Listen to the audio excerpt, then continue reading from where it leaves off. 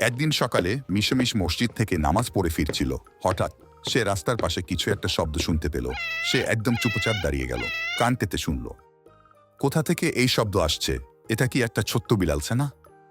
কি হচ্ছে? সে গিয়ে দেখল একটি ছোট্ট দুর্বল বিড়াল ছানা রাস্তার ধারে কাঁদছে। এটি খুবই কষ্টে ছিল। তার গা ভিজে গেছে আর চোখে ছিল দুঃখের ছাপ। ফাহিম বলল, এটাকে হাত দিস না, নোংরা হতে পারে। কিন্তু মিশমিশ বলল, আল্লাহ বলেছেন দয়ার সাথে ব্যবহার করতে হবে। এটি যদি সাহায্য চায় তো আমি সাহায্য করব। মিশমিশ ছোট্ট বিড়াল ছানাটিকে আলতো করে তুলে নিল এবং তার মায়ের কাছে নিয়ে গেল। মায়ের মুখে ছিল গর্ব ও প্রশংসা। বাহ, তুমি তো দারুণ কাজ করেছ।